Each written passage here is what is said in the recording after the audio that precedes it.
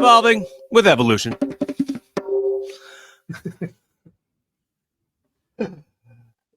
So, let's do this thing, right? All right, let's do it. We're doing podcasts that are like the basic. Every podcast that ever existed had these sort of questions on it. Mm-hmm. I'll start. Okay. And then you'll give me one of the most commonly asked questions. We'll aim for like probably the most common ones, like the ones that people have probably asked the most on common podcasts. Okay. All right. So let me start. Let me try to think. That's Life with Evolution is your podcast. Mm-hmm. What inspired you most to get started with that podcast and having those types of conversations? Well, basically, the idea came up once I had a conversation with Jukebox Ginger. Never heard We were talking, and he mentioned that he had a podcast and he'd been doing it for several years. And I was like, "Oh wow, that sounds interesting." I would really like to check it out and see how it goes. And he also mentioned that he was trying to get other people to get going in podcasts. I'm like, well, I'm always interested in doing something, to stay busy. So we got going on it, and it went really fast. So I came up with these ideas. Basically, I've been holding on for years to try to structure some out of it that would make good in the community or society or whatever. Mm-hmm. And once I started putting my material together, it just all made sense to call it That's Life, because all my episodes came out, to benefit people in life situations. And my name Evolution is basically kind of explaining my life is how I've been evolving over the years through situations and, just growing up and seeing people go through things and doing research and experiencing my own stuff. So it was a great time for me to get involved with a podcast, and so far so good. It's funny to think about, like, how a lot of podcasts probably got started around, let's say, March of 2019. It's Mm-hmm. probably a big boom of podcasters began probably right at that time. Mm-hmm. Had you been thinking about it since then? Were you like when you were locked down in your house and you're like, man, I wish I had a podcast? I seen a couple of them and I watched them and I thought they were interesting, but I had no idea how they function or how they were set up. Some of the topics were really, interesting. But I never really thought about having my own podcast show up until the time that I had that conversation with Jukebox Ginger. All right. So have you thought yet of your super probable, very basic question that you can ask me? Actually, yes. Are we sticking to the subject of podcasting? No, there's no sticking to anything. Okay, we're Clue, man. I mean, we're just flowing. We're fluid, and it's an evolving process. Like we'll get to where, like, how the heck did we even get here? Who knows? Like that, those kind of conversations. I love that kind of stuff. We're like, absolutely. How did we get to this from that? Like that.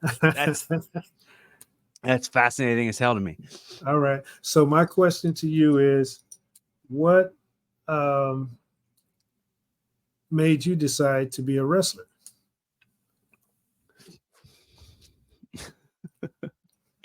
That was a good one.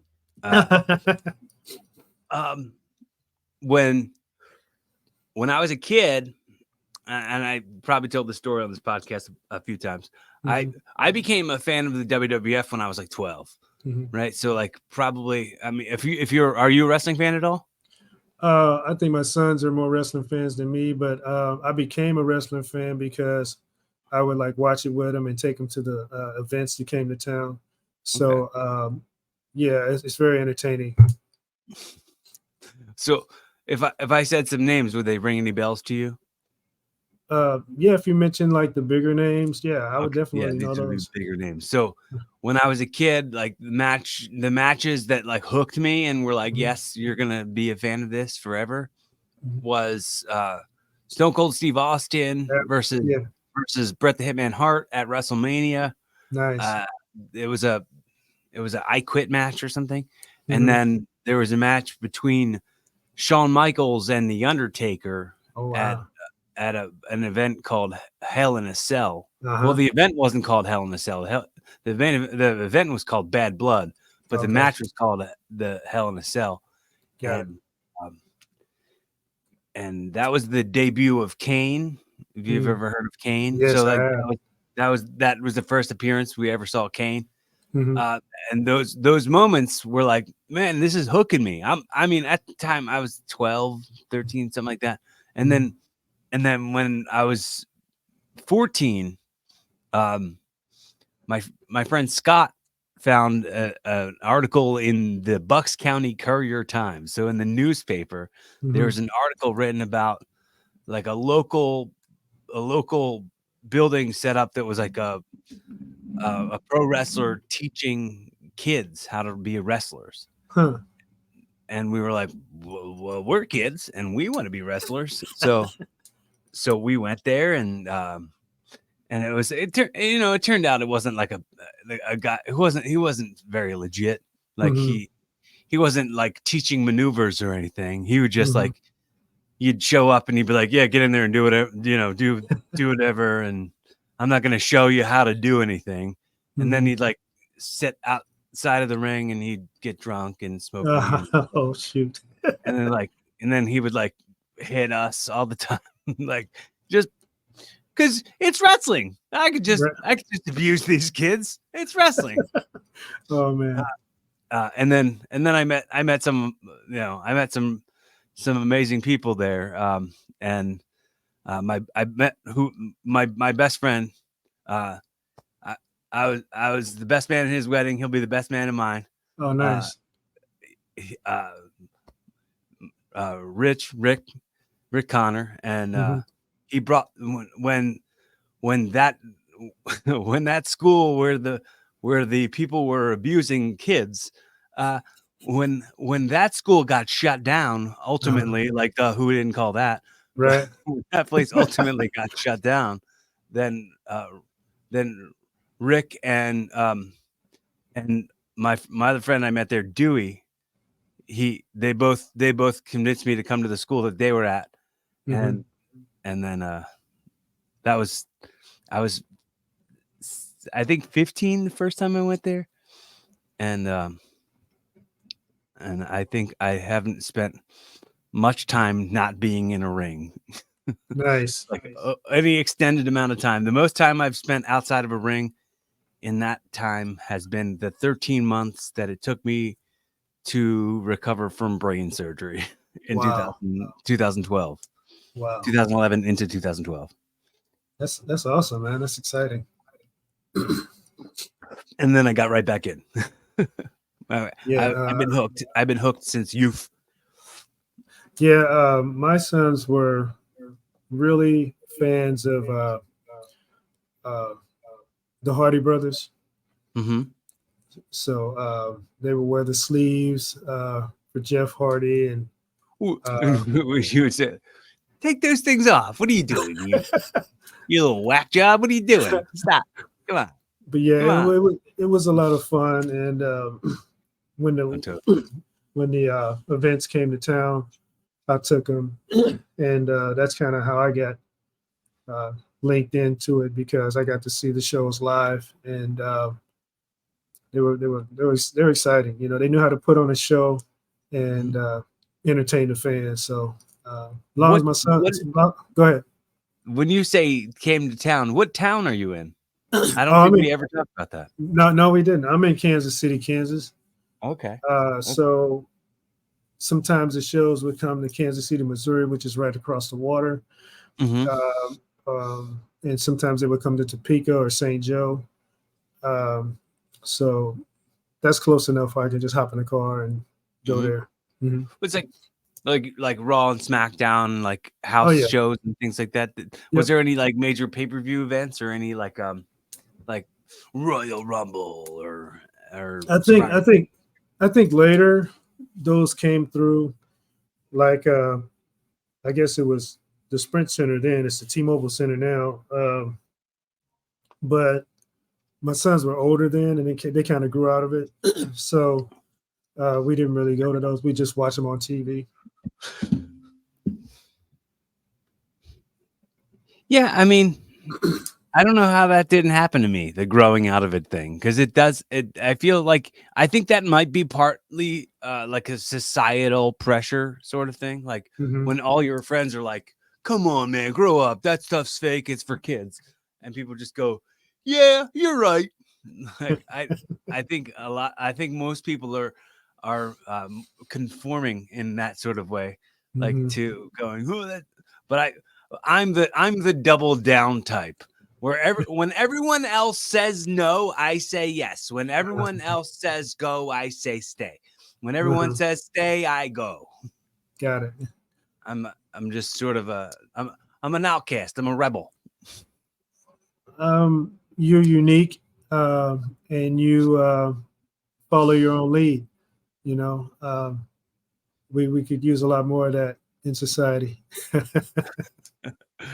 Well, I hope to inspire people, man. If I'm doing nothing else but doing that, you know, I hope that happens because, you know, I would love it to be like my full-time living to inspire people and make people wanna be something more or be something different or look at things differently or look at relationships differently or look at themselves differently, look at their families differently. I feel like I have a lot to offer in that aspect of things. I believe you do. I believe we all have that ability.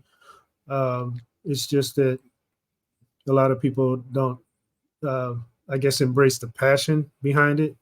Like yourself and myself, you know, I'm constantly trying to bring the good out of people and help them spread their wings and, you know, elevate to something that I see in them, but they don't see in themselves. So it's kind of hard to communicate that to someone when their own vision is limited. But everybody else, or at least I can clearly see their potential, and they don't want to put forth the effort to get to where they probably could be and go even further. I mean, it's kind of a continuation from a conversation we had this morning on your show, but it's definitely like people get inside of the pattern of oh, that'll never happen for me. Like that'll never be like anything they want. They talk themselves out of it, and they're in the habit of here's the thing I want, and here's the way I'm going to talk myself out of it. Like that's the constant cycle that we're all in. It's not on purpose. We're not doing it on purpose. Right. It's like we have to like go, hey, it's not your fault. I mean, it kind of is your fault, but like it's not your fault that it's your fault.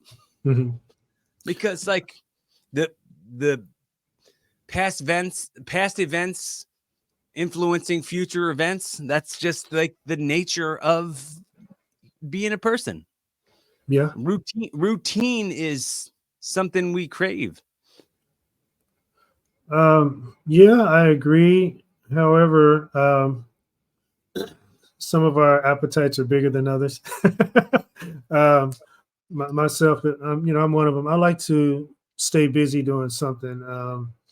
The podcast, when it came about, the idea of it lit a pilot light that I didn't know I had.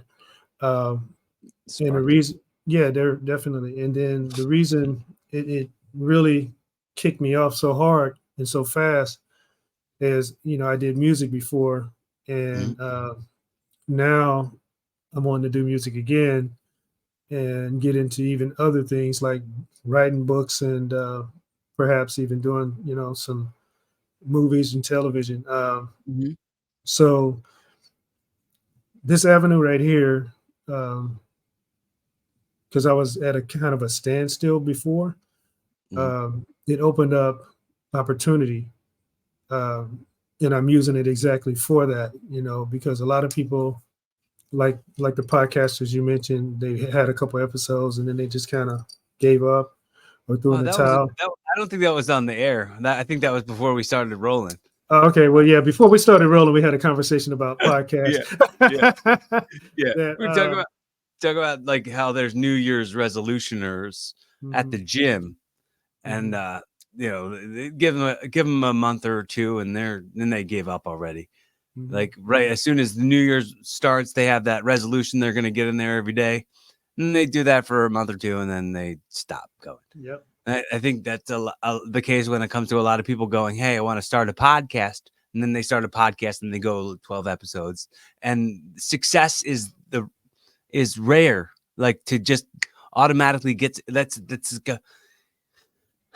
it's ideal for that to happen, but it doesn't always happen. And probably when people face the reality of that, then they give up pretty quickly. And that was just for context for what our conversation was. Absolutely. So unless you're already a big name, like a household name, you can start a podcast and then be very successful with it, of course, because everybody's just going to log in and like if you already have a built-in audience, if you already like that's going to be the case sometimes, but not all the time. Right. Like sometimes and I think I'm gonna include myself in this. We'll get discouraged thinking that what we are saying is not important enough because not enough people are hearing it. And it's not the context of what you're saying. It's the fact that like you don't already have a built-in audience who is able to hear what you're saying. It's not like they have heard it and don't like it. That's not the case. They just haven't heard it. Right. That's what will discourage tons of podcasters. I think, that's probably, I mean, I've been a part of a few podcasts. I mean, not just my own. I was a part of a trio team. We did a podcast that we were going like 7 years with it. Oh, wow.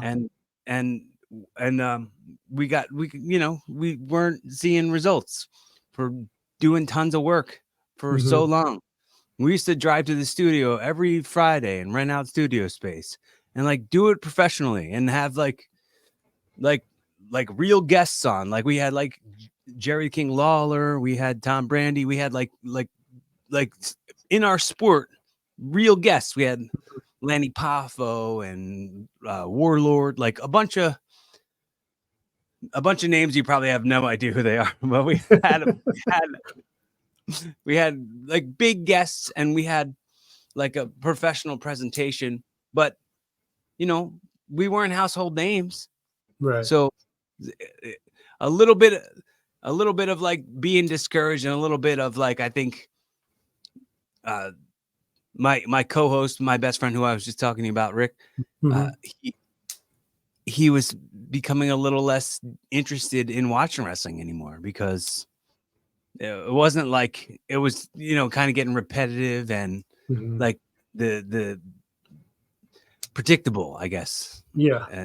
And he just kind of fell off. So I understand that. Yeah, those things happen. But for people like myself, I mean, going back to the music, I had artists that I was trying to work with, trying to develop, and even putting money into them and everything. And they never, I guess I wanted it more than they did, Right.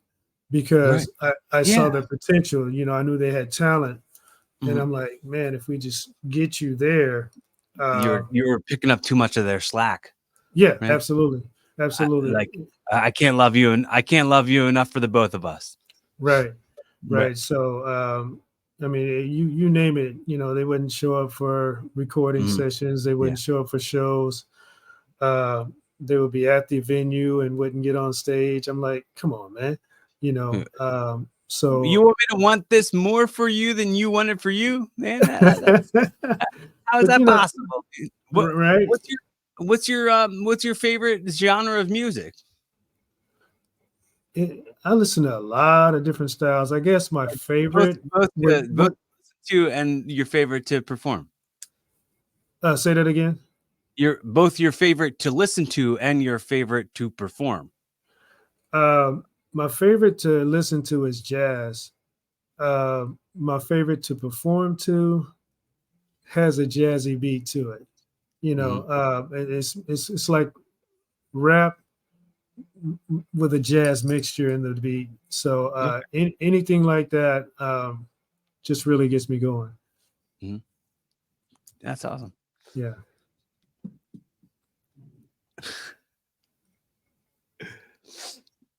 So But go ahead. you're you're saying that you're probably going to start doing a music podcast, right? As the new year starts. It will involve music in some of the segments. We will be talking about some life situations, some sports, some music. We'll kind of be bouncing all over the place, Mhm. um, but it has a different spin on it than my show. My show is more uh, kind of opening people's eyes to situations that they are either they're involved in, or they've been through, or they might be coming their way. so Right. uh so yeah, mine is more focused on individuals um bettering themselves or being better prepared for situations to evolve through them or Mhm. beyond them. The show starting in January is more I guess directed towards just entertainment period for the masses. Mhm. Mhm. Do you are you finding a balance? Is there something like that you didn't expect that has been hitting you more now that you have experience in doing it? Now that you're already rolling the ball? Do you think that, like, when it comes to life, are you going to do it like that's life? Are you going to do that more like a host way? And then when you go do the music one, are you going to do that more casual, more like, here's me, whatever? uh yeah, that's life. Definitely will be a host. Right. Um, the second one is called What's Going On with Poetics and Evolution. I will have a co-host, and we will be doing this show together, putting our heads together and coming up with different ideas. So far, we got some pretty good stuff we're working on, so I'm excited and looking forward to it. That's awesome. That's Mhm. awesome. So there's so much. So in just from the surface, like we've only had our first conversation this morning today, Yes. Uh-huh. but I always have so many questions in my mind when having conversations, especially with people, because you're coming from a host space, so it wasn't like, oh, well, interrupt what he's doing to ask him these questions that I'm thinking. But I Uh-huh. figure you were like, oh, well, I'm open to do your show after, Yeah, then let's absolutely. let's do that, and I'll ask those questions then. So Absolutely. the question I wanted to ask you was, what was your like spiritual base growing up until now? Um, my mom kept us in church. Uh, she started out a Baptist, and then she moved to what is considered Church of God in Christ. That's pretty much the bulk of my base. I mean, I visited other churches like Catholic and whatnot, but you know, that's basically it. You know, my mom brought us up, you know, through those channels, and so our balance is pretty even. You know, we want to, you know, be respectable to our elders. We want to be fair and treat people like we want to be treated. You know, so with that being said, you know, that's kind of how I direct my my podcast. You know, looking out for everybody and knowing that people all bleed the same color. You know, we all breathe the same air. Well, I mean, some of us are pretty colorblind. Maybe, maybe it's not all the same color. I can't tell. I sometimes my eyes don't want to see color. But maybe some people are aliens and I don't know. Did you ever see that movie They Live with Roddy Piper? Those people bled different colors, right? Yeah, you know, special effects can do a lot. But you know, we all breathe the same air. So I just kind of view everything that way. You know, I don't really because of the experiences that I have, you know, and the people that I met coming up who were very beneficial to helping me hit the path that I'm on. You know, I've learned to respect everybody. So what was the family? What was you have? Single mom? Was it both parents? Was it siblings? Early on, it was both parents, and then it evolved into single mom with my siblings, and you know, which kind of turned around on me because I ended up being a single parent as well. I was about to ask you that next. Yeah. So, you know, the marriage went its direction, and when all the which happens sometimes. Yeah, and then when all the smoke cleared, I found myself in a house with my sons. So it was time to get the game face on and do what I had to do to keep things going. Mm-hmm. And by the looks of it, your house looks amazing. Thank you. I'm saying that for the audio listeners. I'm looking at the video, and what's behind him is the stock backdrop that StreamYard gives you as you sign on, where it's kind of green screeny, I guess, and then you can see the green screen has come through on the wire on your headphones. So it looks like your headphones are cutting right through you. Yeah, I chose this backdrop because I've always do you like loved jazz music, and there's a piano back there. You know, I've always loved the piano setting in a house. I've seen it a few times, and to me, it just you know, loving music the way that I do, it makes a statement. You know, even if nobody's playing it, it just makes a strong statement to have a baby grand piano in your home. Dude, did you see that movie Soul on Disney? I did. Yeah, that was pretty rad. I like that. Yeah. Very good Jamie movie. Foxx, piano player. Mm-hmm. I love it. So, is it time for me to ask you another question? Please. I mean, don't ever feel like you have to ask permission. Oh no, just I was thinking there, and I wanted to know what got you started in podcasting. Oh, okay. So when we were doing the Wrestle Rock, so me and my friends were recording the wrestling podcast. We would do it weekly, and it would be 1 hour. So for 1 hour we could talk about wrestling and things revolving pro wrestling, and a little bit of comedy and a little bit of that, but I knew that there was more vulnerability that I wanted to share about me. And I knew that there was more of my methods that I wanted, when you're part of a collective, there's always other voices chiming in, and you know what I mean? You don't want to suck up all the time. You want to maximize everybody's minutes, not just yours. So I was listening to tons of podcasts that were inspiring me. So I listened to a lot of WTF, Mark Maron's podcast. I was listening to a lot of You Made It Weird with Pete Holmes. I was listening to a lot of Duncan Trussell's Family Hour. I was listening to a lot of Joe Rogan, and I was just constantly inspired. And I was like, the one common thing that none of these podcasts have is none of them have me.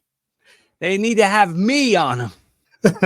Right. Podcast needs to exist where there's a me talking to people, and also sharing a little bit more about me that I could get out in those minutes and doing the collective as a panelist on the wrestling show. So I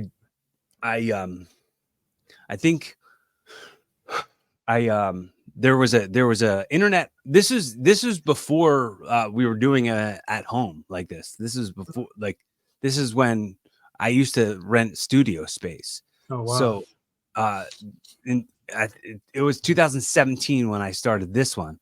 And what it started as was I was a guest on my friend Heather's podcast, and it was at this studio that was right around the corner from where I live. And I was like, I texted her, and I was like, hey, what's studio time there? What's it cost? And she was like, nothing. Why? Do you want your own show? And I was like, yeah. Wow. And so then I got my own show, and it started out as I was doing an internet radio station. It was almost like a AM radio. No one's listening to it, but it was it started as me going on there and playing some music and talking, telling some stories in between. And it was every Monday night you could listen to Evolving with Cory Kastle on Aquanet Radio. And then it got real limiting. I mean, I could only do Mondays or record on Saturdays, or Saturday mornings or Monday nights. And it was tough to ask people to come in, because I didn't have the ability to do virtual like this back then. So there was a lot of obstacles. And then I stopped even going into the studio and just doing it from home, which was more beneficial as far as flexibility wise. And here we still are doing it. Yeah, absolutely. But I think that answered your question, right? Absolutely. You mentioned being available to do shows at your will. Man, that's the greatest thing ever, because in my world, my schedule is so heavy that it's I really don't have time to get dressed and go to a location and wherever it may be and do a show. Right. Now I can just open up the computer. And then all of a sudden you're not in Kansas anymore. Right. I'm everywhere. So it's wonderful to have a setup like that at your fingertips in your own home, that you can just just go, whenever you want to say, hey, do you want to do a show? Yeah, sure. All right. And boom, there it is. Yes. So like what was the main type of shows? What was the main, like for me when I was like I wanted to do, I had a few shows that I like was inspired by stuff that that like that I could see myself doing like that and being that type of host, but like at the same time continuing to just be me, like being that host, but like adding the me element to it. Did you have any of that when it came to wanting to start your program? Actually, yeah, you know, that was one of the things I talked to Jukebox about, because I knew everybody had the opportunity to have full creativity with their own podcast.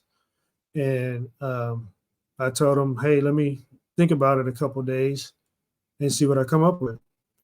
And the more I thought about it, the more That's Life came into play because of all the things that I wanted to address to try to help people see things a little bit clearer or differently, and kind of wake people up out of the trance of situations that they're in, you know, because things really don't have to be the way that they are. You know, they can be a lot better, or they could just be different. You know, so I thought with my creativity and what the knowledge that I obtained over the years, along with my research, I could deliver my podcast shows in a way to where people will listen to and be like, "Oh wow, you know, I never thought of that," or "That's very interesting." You know, tell me more. You know, have you ever done like spaces like on Twitter, like how on Twitter you can like open a space and just like have conversations and people can come in and talk with you and stuff, like no, almost like host a podcast on Twitter? I haven't done that yet. Maybe I one day. haven't done it much either, but I've Yeah. listened to a few of them, and a few of them sound just like you. Oh, really? Yes. Wow. Okay. So that's interesting. There's competition out there. Well, I not exactly like you. It's just a little bit like as far as like wanting to change things, wanting to Yeah, help, absolutely. Yeah. wanting growth in communities, and wanting people to get out of their own ways, kind of Absolutely. stuff. Yeah. So that's good to hear. I mean, maybe I can do that sometime in the future, if that opportunity opens up. But I'm just really glad to have the opportunity I have right now with my own show, and another one coming here pretty quick. Um, but Have yeah, you made man. the jukebox ginger rounds, the JG lounge? As I, far as like going as a guest on all of the podcasts that he produces? the only podcast that I've been on so far is his show, the JG's Lounge, JG's Lounge, and Stardom. no, yeah, Stardom. That's the I was on Mhm. Stardom like maybe 9 times, to Oh, wow. try to build up to my own show. Knock the rust off, or knock Yeah, the nerves off, like whatever nerves exactly. you might have about it. Because Yes. like I think when it comes to like certain displays, or like whenever it comes to like being public, like hmm whenever it comes time to like being on stage for me, like I get a little bit nervous. I mean, Well, like nervous. when I wrestle, I get nervous. When I hmm go do stand up, I get nervous. I get less nervous doing this, but like I got some ticks. Like hmm as you can tell, I keep swiveling the chair. Just maybe Uh-huh. a little nervous tick. But But I don't know I can tell if you the what's audio is picking that up. I can tell you. No, I didn't pick up the chair swiveling, but I can tell you what someone told me. A teacher that I had, who was a very good teacher, um, because we had a speech class and we were going to speak in front of the class, and a lot of us were nervous. And the teacher was like, "Well, nervousness is a sign that your body's getting ready for what's about to happen.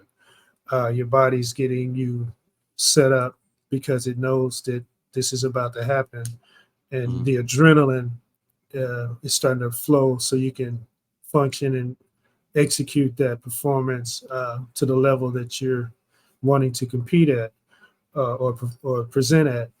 And it made a lot of sense, but that's basically the truth, actually. When you get nervous, when you get ready to do something, that's your adrenaline kicking in. So to me, I embrace it now. When I get a little nervous before I do something like a show or something like a podcast, I know that that's my body telling me, hey, I'm ready. I'm waiting on you. So that's how I look at it. I like that. I'm gonna start thinking of that when I start getting teeth chattery. I'm like, there should be a voice in my head that goes, "You've done this a million times. You've done this a million zillion times. Why are you doing that?" But like, because every time is new. It's also, I think, there's the wrestling is risky. Going out there is you're risking your body, you're risking your health. That and you're also like putting your trust in somebody else who who knows, who knows what could happen. Like, so I mean, there's a little bit of that, the nerves there, and also the performance anxiety. The performance anxiety, like you're about to be in front of a bunch of people, like an audience of people, like, and probably some of them have never seen me before, and probably a good chunk of them have never watched wrestling before, don't know who I am. Like, so I gotta go make an experience for them. Yeah. And the weight of that gets me teeth chattery. But I probably know the answer to this, but I'm gonna ask you this anyway, because I've experienced it. Once you get in that setting, once you get in that ring, and you're doing your thing, is that not the greatest feeling in the world? It's something you couldn't find a way to bottle it up and sell it. Like there's no other feeling that is like that. I think it's like, okay, when you're a football player and you make an excellent catch and everyone cheers, it's like that. But like here, I know I can pull this off. Like I know I can get the reaction that I want out of these people because I know what the moves are. I know what the motions are. I don't have to catch something because I can't catch anyway. I can't catch. I can't throw. I can't play video games. I'm not the kind of coordinated that most nerds are. I'm a totally different kind of nerd. But yeah, for myself, when I'm on stage in front of that crowd, the first time I ever performed live was the first time I ever felt like I was completely and totally free. And that's the best way I can put it. It was the greatest experience that I've had ever, to be on stage, to perform a song that I created that was in here for years, and finally was able to record it the way it was up here. And now I'm hearing it outside of my head for the first time, in front of the people who now can hear what has been in my head for years. The gold mine of your brain. Yes, sir. And then the gold that has been mined from your mind. Yeah, exactly. And then to see their response and their reactions to something that was pretty much all me in the creation, in the creative,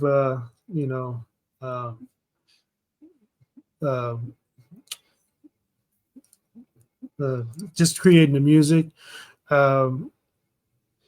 is everything. For people to appreciate something that you created or something that you did, and it was all yours. To see that response and hear them even singing the lyrics with you, that's gotta be the feeling right there. Like that is a level of over. Like in wrestling, we call like the fans reacting the way you want them to react. We call that being over.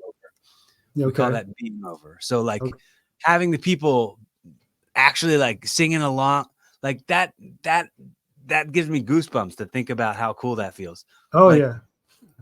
I've made the joke for years. I don't know if I've ever made it on stage, but I go like, you know how like when you go to see a band in concert and like most of the people there know the words, and so the singer will like stop and like put the mic out and then everybody will sing it along. I'll never be the one singing along in that moment. Somehow that's the part of the song I don't know. Like somehow that's the part of that's the band singing a song I don't know. And I'm like, what if comedians did that? Like, knock, knock, who's there? You say this part too. Right? I think that's the beauty of being a comedian, though. Even though I'm not a comedian, the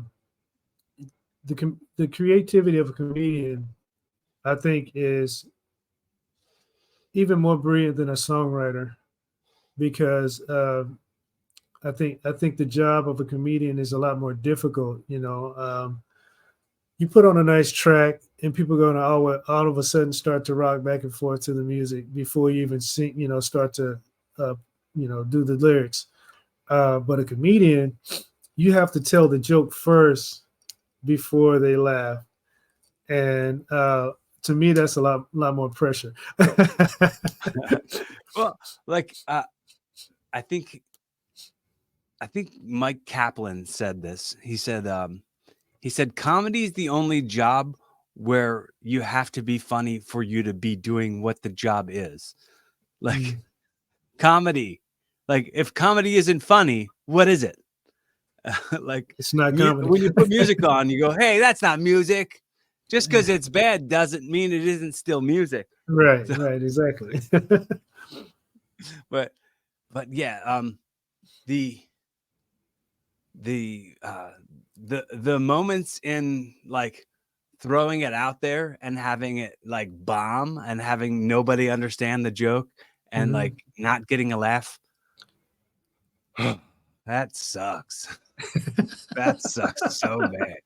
It really, because it's like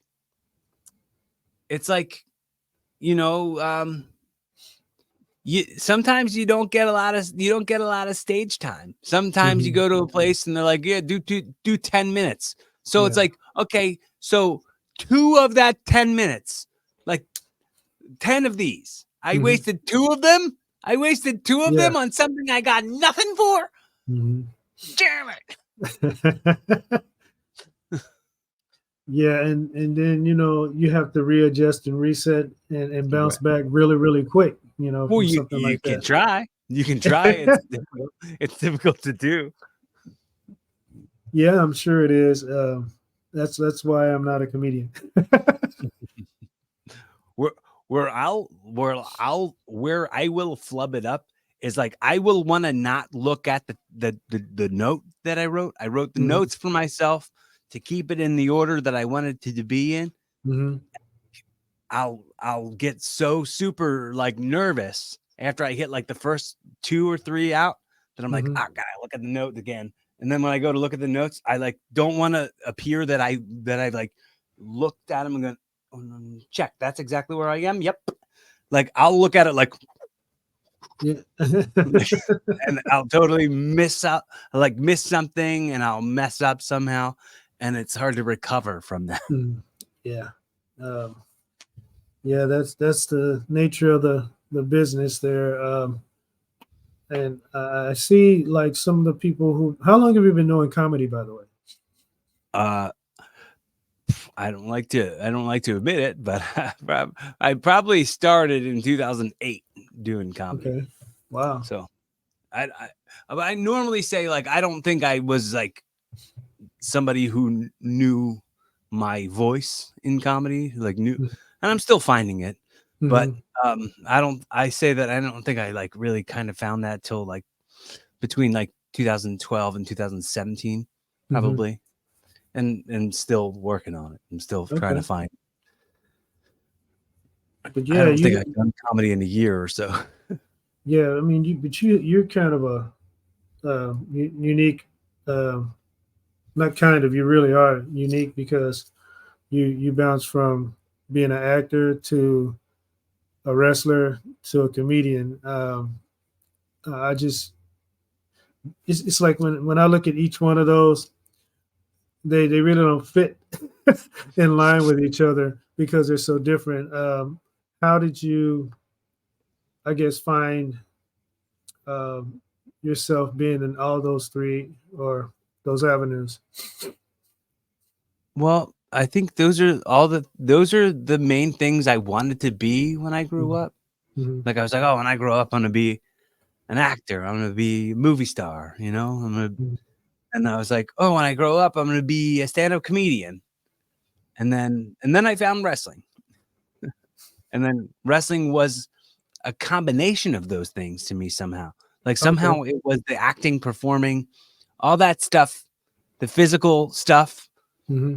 It kind of scratched all those itches, you know. But then I got to a point where it's like I want crowd reactions that have to revolve around how funny everybody always tells me I am, you know. Okay. Yeah. Like the joy I get out of making a room of people laugh, like not just a room that I'm doing comedy in, a room that I like. If I'm just chatting and there's a bunch of people at a dinner or something, and I make a joke that makes everybody laugh. The way that lights up a little flips a switch in my heart, you know, Mm-hmm. lights me up. So, so that says a lot about you as a person because most people can't find one thing that they love to do, and you found at least three. Yes, all while now at this point, like I've been jumping from day job to day job for years. Mm-hmm. Like pro wrestling, stand-up comedy have never been my full-time living. Okay. I mean, acting was how I was making the bulk of my income for a little while there, Mm-hmm. but like it never was that I was living comfortably, for sure. I was working my ass off, and now I'm a server at Applebee's, you know, like Mm-hmm. so it's like, oh, want some chicken wonton tacos? All right, like that's not really guided towards me making the kind of changes in the world that I'd like made. Mm-hmm. But gotta pay the bills. Understood. So when you are out in public, have you ever had someone approach you that knew who you were, like from either comedy or movies It's or pretty rare, wrestling? dude. It is Really? really rare. It's very rare. I mean, most of the time, if anybody knows who I am, it's because they actually know me in real life. Mm-hmm. Like if I run into people out in public, it's usually people who have met me already Mm-hmm. and know me because they like went to high school with me or something. Like Okay. I'm in a kind of a small town, small world situations. I meet people and they're like, "Oh man, I haven't seen you since high school," like stuff like that. But like, Mm-hmm. it's never like people go, "Hey, I'm a huge fan. I watch everything." You know, like I almost don't think that exists. I don't think that I have fans like that. Mm-hmm. I mean, most of my like fans that I wrestle in front of are in Delaware, so like they don't. I'm not going to run into them. I don't live in Delaware. I'm not Right. going to run in. And What? And you're in Philadelphia, right? yes, yeah. Okay. What's that like? Because I've never been there. It's I just don't know anything different. You know, I don't know anything different. But it's like I've done some traveling, and everywhere else feels way safer than here. Okay. Is that a weird thing to say? But like everybody in Philly is like, oh, what? Oh, you hate me? That's fine. I don't give a shit. Like everybody in Philly is like, yo, you don't care. You don't like me? I don't care. But I don't like you. Like that's almost like everybody in Philly. But then there's also like real close bonds that Philly people make.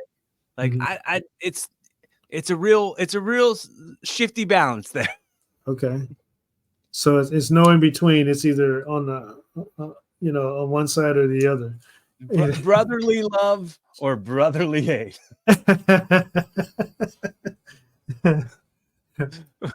The funny thing is, man, like I tried this on stage. It definitely flopped, but I wanted to talk about how everybody that I know who's from Philly, who has brothers, hates their brothers. I don't know what it is. Like I love my brother. I was talking about how I talk to and I see and I hug my brother every day and I tell him I love him. Like you'd think being from the city of brotherly love that would be everybody, but like everybody I talk to is like, oh, I fucking hate my brother. Oh, my brother's a dick. I haven't talked to my brother in 10 years. Like, that's not brotherly love, man. No, that's totally not. That's the opposite. Where are we supposed to be from, dude? Apparently not. Apparently that was a hopeful gesture. Yeah, but I mean, I think that maybe it was just it seemed good on a postcard. I don't know. It seemed like a good thing to say on a postcard. When you mention that there are strong bonds there, maybe that's what they're leaning towards, as opposed to the other one. Yeah. Sometimes Philly stuff hits different, right? So like Rocky would probably be a way different movie to you than it would be to me, and like any M. Night Shyamalan movies, any like Kevin Hart stuff, Will Smith stuff, you're like, Philly, yep, that's Philly. Yeah. But we won't feel that about like a lot of like you can commonly find back to like, oh, that's a Philly thing. Oh, okay. Like that's something I think we all do. And I think that's something that it seems that a lot of people are really proud that they do that. Oh, good. And I don't mind it. Yeah. I don't mind it at all.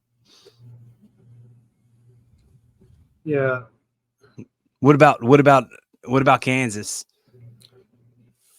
Kansas is that your hometown? Is that where you're from? Yeah, it's where I'm from. It's flatland. It's trees, cows, sunflowers. But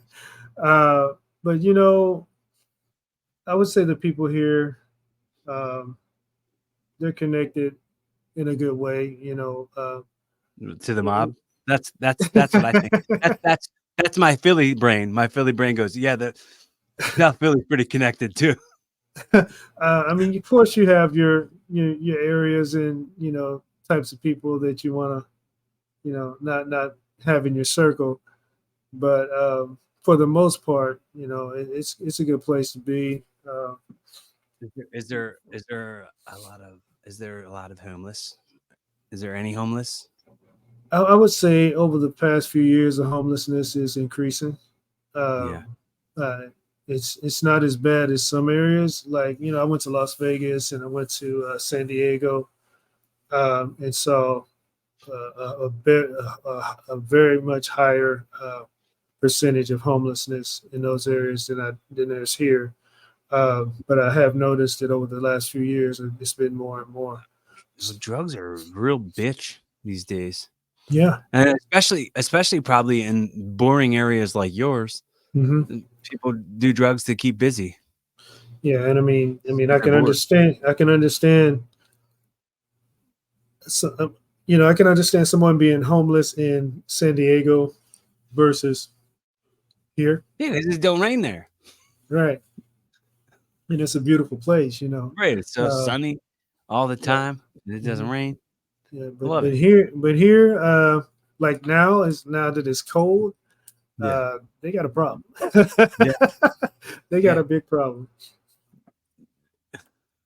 I have these friends who host a podcast, and they're old buddies. They served in the army together, and in the beginning of their podcast, it seems like they go on, and I make fun of them, and I'm mostly just very much joking. They go on and on about what the weather is, and I'm like, "What is this? The weather podcast?" When I listen to a podcast about what the weather is like in places that I'm not. All right. Shout out to Dan and Renee. Renee lives in Denver, and Dan lives in Grand Rapids. And they talk about the weathers where they are, and I'm like, that's not where I am. That's not what the weather's like here. Right. So what is the weather like there? I don't know. Yeah. I don't know. It's. I mean, do you get like? I guess it's been kind of cold lately. Do you get like a lot of rain, or does Not it snow really, heavy? no. Does it snow heavy No. when it's cold? Or? Not really. I mean, sometimes it does. Sometimes it comes down hard, and then sometimes it doesn't come down at all. Like last year, we didn't get no snow. Oh, that's nice. That's nice. So I like the way snow looks if I'm on the inside looking out at it. Exactly. Don't want to be. I don't want to be out there driving around in it. No. Yeah, it's scary, man. I don't. That's my least favorite part about the snow is that I have to drive around in it. My car always slides into like a spinny circle. Like I'll be like, "Whoa, I'm spinning in a circle." I'm not the hugest fan of driving in the snow. No, I can do it. I'm not a huge fan of driving in general. I don't really like driving. I especially don't like driving in the snow. Right. I can do it, but I'd rather not. But I love to drive. You know, I've driven long distance many times. I prefer not to drive so long now, but I mean, I know I can if I want to, but I'd rather fly because it saves so much time, even though the airport is ridiculous. They have their methods and whatnot, but it's a lot quicker to get there if you fly as opposed to driving. So, but I don't mind driving at all. Would you be willing to listen to my business idea that I have? Sure. Tell me if you think it's a good one. Okay. All right. This is so dumb. Okay. So, you know how like people are scared to fly? Mm-hmm. What if distracted them from their fear of flight, fear of flying on airplanes by treating an airplane, like the inside of an airplane, like it's a Halloween haunted house? Like have haunted airplanes. Okay. Right? Halloween Spirit Airlines? I mean, it basically writes itself. Like the commercials for it could be like flight or fright. Why not both? Halloween Spirit Airlines. I'm sure you will have some people fly your airline. It just, I don't know how you would be able to make that happen. I mean, because usually in a normal airplane environment, you're just sitting down, just riding along, you know. Yeah, maybe we just play horror movies on everybody's screens and like have the flight attendants in costume, like have a Jason Voorhees handing out sodas. I mean, I would think that there's a market for it somewhere. When they stand up at the top and they do the demonstration with the seatbelts, they could be like the way you stab into the bodies. Just a real haunted presentation. Notice the exits. I'm sure there's a market for that somewhere, or haunted at least clowns. Haunted clowns is the pilot. Meet your pilot, Captain Bubbles, and he comes out and says, "Hey, make it to there safe. We all fly up here. We all fly." Captain Bubbles. That's great. How did clowns end up with names like Bubbles? Because they blow bubbles in the air? I don't know. It definitely sounded like you were telling a joke that you knew what the punchline was. You're like, how did clowns get the name Bubbles? Right? But no punchline. That's it.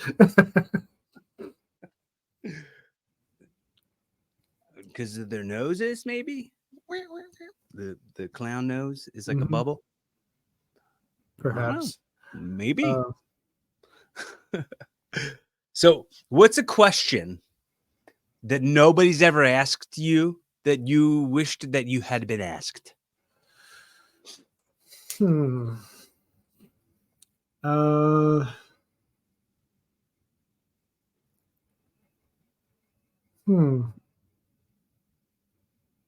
I guess?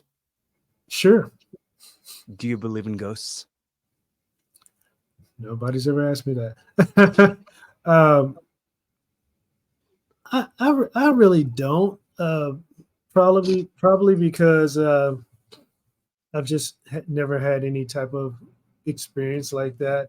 Even when I watch a scary movie, my thought is like, this is just a movie, you know.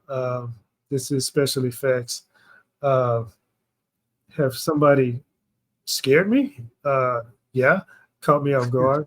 I went in a haunted house once. Now that was when you mentioned the airline, and we were just walking along, and nothing was happening.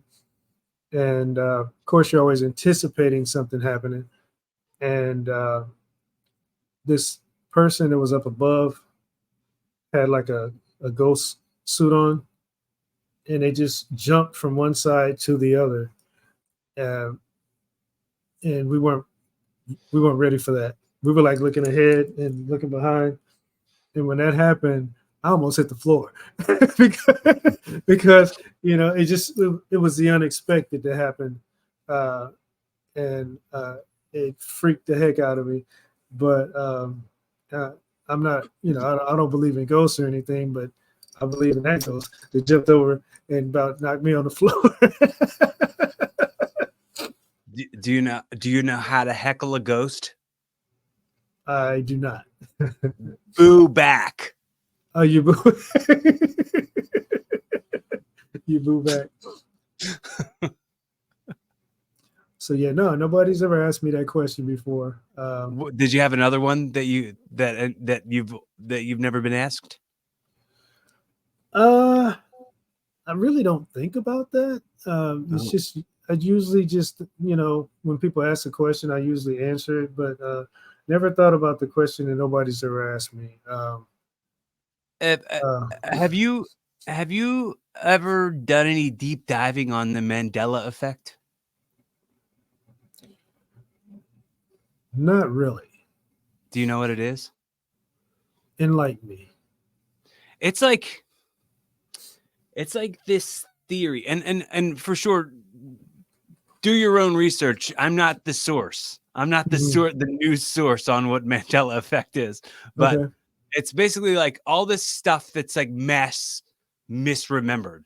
Like it's like Febreze. They say Febreze used to be spelled with 2 E's, and they just now spell it with 1 E, and like everyone goes, "Oh yeah, it's always been spelled with 1 E," and they're like, "No, I clearly remember, plain as day, it was spelled with 2 E's." Or like the you know, the Berenstain Bears.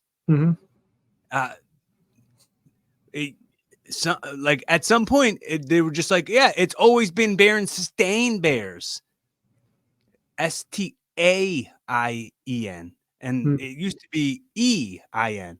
Right. So like people are like, the theory is that some theory is like we crossed over into an alternate universe at one point, and some of the things, some of the things got misremembered. Like the Risky Business, where like Tom Cruise slides into the room in his socks and he's like plays the broom like it's a guitar. Mm-hmm. In the scene, everybody remembers he had sunglasses on, but now they go, well, now when you watch the movie back, he didn't have sunglasses on and he never was wearing sunglasses at all. Right. But like people have costumes where they're wearing the sunglasses. Everybody is misremembering that. Or in Legally Blonde, like people misremembered that the girl's car was pink and it wasn't pink, or something. Like a few real like deep pulls. You know what I mean? Uh-huh. But I would encourage you to do your own research on that one. Okay, but I could do fall that. into a deep rabbit hole. It's hard to not go like, yeah, there is something up with that. There's certainly something up with that. I don't know why. Like, how is the mass amount of people misremembering things like the sunglasses from the iconic sock slide across the floor? Right. Interesting. Very interesting. I will definitely deep dive into that. Mass brainwashing. Mm. I think it got its name from, I guess there was news reports that Nelson Mandela died while he was in prison. And then when he got released from prison, people were like, but they said he was dead. There was news reports that said he was dead. But I think that's where it came from. Please don't quote me or go to me as the source for what any of these things are. Okay, got it.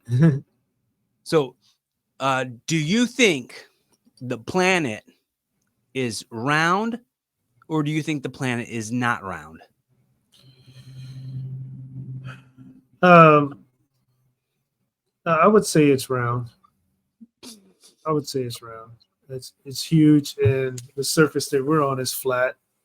But yeah, I would say it's round. I would all the way agree with that. Yeah. You know, there's airplanes that fly all over the world every day. Mm-hmm. And the people who map out those flight plans map it out with the precision that they used on a spherical Earth. Yeah. Those people are smarter than you people. Any of the people who want to say they've been lying to us this whole time. How many people do you think they got signing NDAs? Like they couldn't have arranged that well to go, yeah, well, the planet's been flat this whole time, and I had to sign this NDA, non-disclosure agreement, that I wouldn't tell anybody. It's just bonkers. It's just bonkers.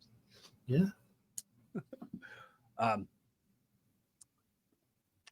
What's your opinion on aliens? Aliens. There are some strange people out there. I'm really not so convinced on the alien thing. I would say that we're the aliens going to other planets, because that's what we're doing. We're shooting rockets into space and going to the moon and all that other stuff. I would say if there are aliens, it's us. We are the aliens. I think I gotta believe that. Yeah. I mean, the technology, dude. Imagine not even 40 years ago. Not even 40 years ago, cell phones didn't exist. Video games didn't exist like they exist now. Like so much technology has evolved so much in 40 years. Yeah. Like, imagine what they'll be able to do in the future, like including sending some stuff back in time, Yeah. Who knows? That could have happened. That could be what's going on. Could be. But at the same time, I do think that there's got to be something else. Like there's so much space out there. There's so much. Mm-hmm. Like to think that we're alone in all of that space seems a bit too arrogant. Like there's got to be something else, other life on other planets somewhere else. Yeah, I mean, different planets. You definitely know that they're there. So I would think if there is some type of what we consider life form, it would be totally and completely different, on another planet because of how it's structured or whatnot and where its location is. I wouldn't expect any of us to survive on another planet because it's another planet. But yeah, I mean, if it is some type of life form, it's probably something we probably wouldn't even recognize if we've seen it, You know how like representation is important in movies and TV? Mm-hmm. Do you think aliens, if they do exist, are happy with how they're represented in our movies and TV shows? No, I wouldn't be. Not all aliens. Like they're watching. Like, that's not us. That's not me. I don't think that way. I wouldn't do that. Yeah. I think that's just really bad misrepresentation. If there was another. Welcome to Earth, bitch. Another type of life form out there. We probably have no idea. Our wildest imagination is probably way off.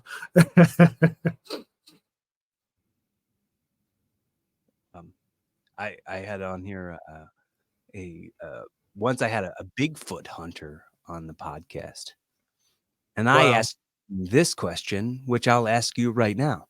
Okay.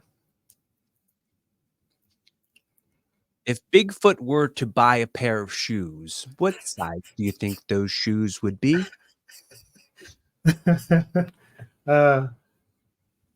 Probably a little bit bigger than the size of Shaq's shoe. That's a good answer. You think Sasquatch can dunk? Yeah, without even trying.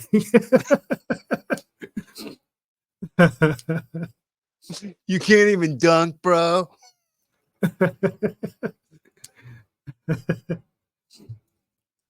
Oh, shoot. Just a few more things, and then I'll send you off into the sunset with a hot dog and a handshake. So, what's a part of what was important for me starting out the podcast was it was always important for me to have conversations on the record or to say things on the record. Like when I started it, I make this example every time I bring this up. My mother had a CD burnt that had voicemails from her mom after she passed, and her best friend Maria after she passed. She said to me, you know how like when people die, you kind of forget what their voice sounds like. And I remember hearing that and instantly being like, I want nobody to forget what my voice is like. Like I would love for anybody who loses me or has that loss in their life and go back and hear all these kind of conversations and understand the evolving of Cory Kastle from who I was when I first started to who I'll continue to become as the show goes on. So having conversations on the record and telling people how special they are to me and how important conversations with them have been. I like to take those moments and just to tell you, man, how grateful I am for the currency of your effort and your time today. And I want to be a resource for you in any way. So like, I mean, I started very minimal today with me being a guest on your show, but if there's any other questions that you have for me or anything at all, at any point, if you ever feel like you need to ask me anything, I'm here for you, man. I'm I psyched appreciate for that. whatever the next level is, whatever the next part of our friendship is. I'm for it. Oh man, I appreciate that. That's beautiful. Um, and likewise, I'm always uh, looking to build from where I'm at today. Uh, Seeing how I built to where I'm at today from yesterday. I'm at a much better place, and I'm really looking forward to where I'll be tomorrow. That's great. And I look forward to you being there too. Did you have any questions or statements on the record that you wanted to state while we were talking about the here and now? Oh man, I'm just processing everything that we talked about. I really like the communication. Very, very happy that you invited me to your show. Looking forward to bigger and better things. I really appreciate the opportunity. Well, I do another segment on the show, and when we start wrapping it up, I do this thing where I call it audio time travel. Right? Okay. Mm-hmm. I'm very fascinated with time travel. Dude, I found myself also in another YouTube deep dive, which you can try to do this too. There are accounts of people who claim all the way to be time travelers. Okay. Like talking about the future. They came here from wherever. It's Mm-hmm. almost like as much of a online presence as like flat earthers. Okay. Time travel talks. Mm-hmm. But that I'm not saying that to set this up at all. What how I'm setting this up, I kind of got sidetracked there for a second. What I'm trying to set up is I like to picture this recording being discovered 20 years in the future. Mm-hmm. By, let's say, somebody who loves you the most. Your sons stumble Mm-hmm. across this recording, Mm-hmm. time stamped right now in 2023, the very end of 2023, Mm-hmm. going into 2024. What messages do you want this version of you to give to the 20 years aged from now versions of your sons? The next things you say that come out of your mouth in the next minute until you wrap it up, that's going directly to them. Oh man. First of all, I cannot be more proud as a father to have 3 sons like y'all. You have been my inspiration, and I hope that I have been your inspiration as well. Um, I want you to do better in life than I have done, and I want you to continue to be great and find the greatness in your children and make them greater than your greatness. Love, Dad.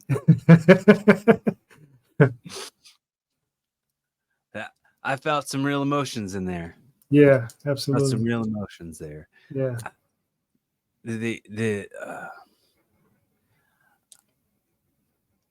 I think about those kind of things. I think about those timelines. I think about that timestamp, Mm-hmm. and it rocks me a little bit when I hear people talking to their kids, Yeah. and like always being really hopeful. Because like, Mhm. man, I got a little choked up when my friend Niles was on here, and he was talking Mhm. about his son who was just born, and Mm. he got really, really into how much he wants to never make him feel like he doesn't believe in him. And he was like, I believe in, like, said something like, I believe in you so much that by the time I think you're going to hear this podcast, not only will you have done way better than me, you'll Mhm.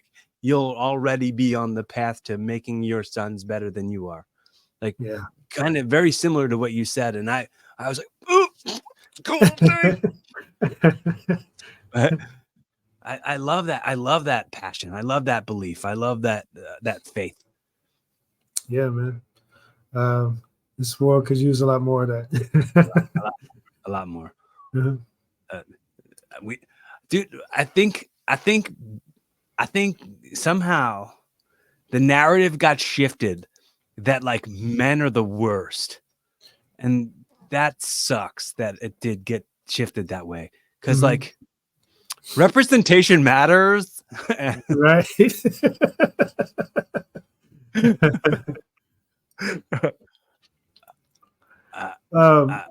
Make being a man great again.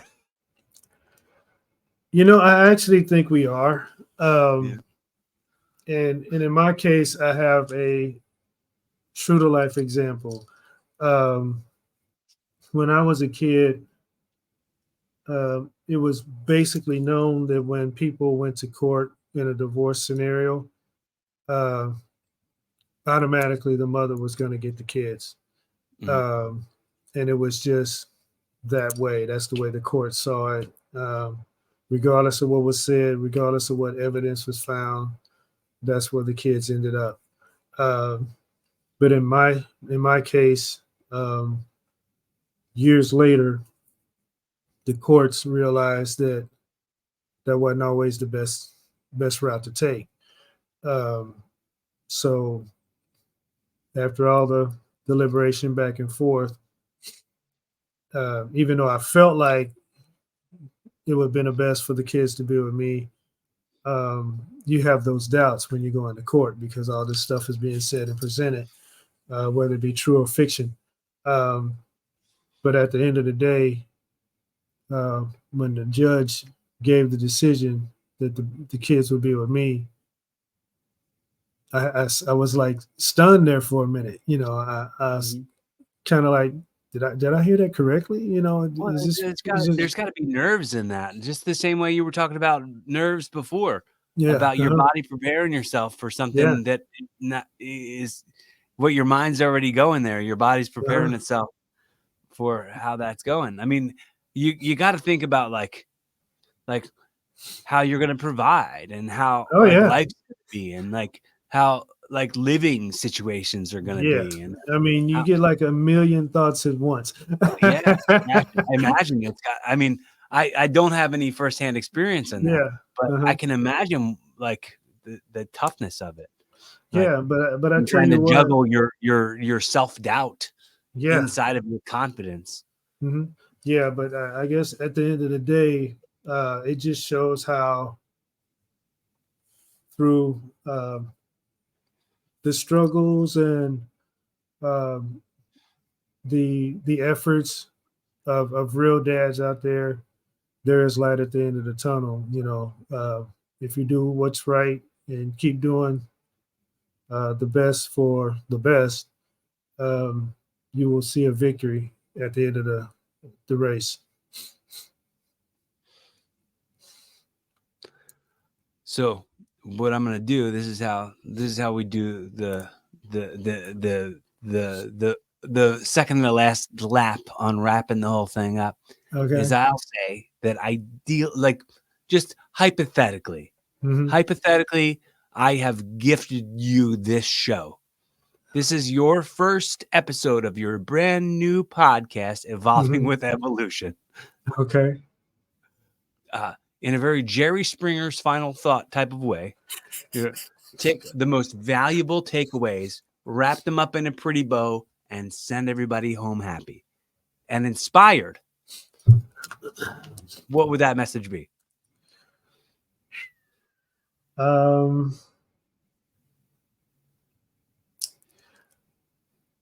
To all the aliens out there and the ghosts, and the people in the world of comedy, wrestling, music, and movies. I think my goofballness is rubbing off on you. I here now present you with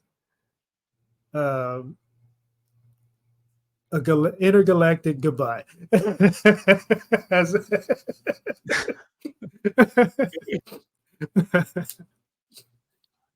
Yeah, I mean, this does get broadcasted intergalactically. I mean, it's all over everywhere. I mean, everybody's listening to it. I mean, I sit here and go, oh, the show's not taking off the way I want it to, but it's taken off in other planets. Other planets are jamming to Evolving with Cory Kastle on a weekly basis and following my YouTube page. Right. If you take a starship to another planet, everybody be waiting for you to land. Alien like and alien subscribe and alien comment, alien share and alien rate. If you're listening on Spotify, well, alien Spotify, go ahead and answer the Q&A questions. Right. Interact. Oh, man. Yeah, man, this is great. I like what you're doing. It definitely sparks a lot of communication, and it does go a long way when you start it the way you started. So, great idea, and hope you keep it going. Thanks, man. Yeah, thanks, man. I appreciate that encouragement. No problem. It's real nice. Do you do any impressions? I do not. No, I don't believe you. I think you're just saying that because you're embarrassed or something. Well, it's something I never really tried to do. I don't even know where to start with anything like that. A pity the fool. There you go. That's about the only thing I got. That's a good one, man. It's about the only thing I got. Automatically think of Clubber. I automatically think of Rocky 3. That's the Philly in me right there. Automatically go to Rocky. You'd think I'd go to WrestleMania because I'm a big wrestling nerd, but no, I went right to Rocky 3. Yeah. It's brotherly love's in my blood, brother. There you go. So in your best Mr. T impression, you say the way we wrap it up. You say, be fun, have safe, keep evolving, quit your jibber jabber. No, we don't say quit your jibber jabber. That's just Mr. T. Be fun. What was the next one? Be fun, have safe. Be fun, have safe, and keep evolving. Quit your jibber jabber, fool. Quit your jibber jabber, fool.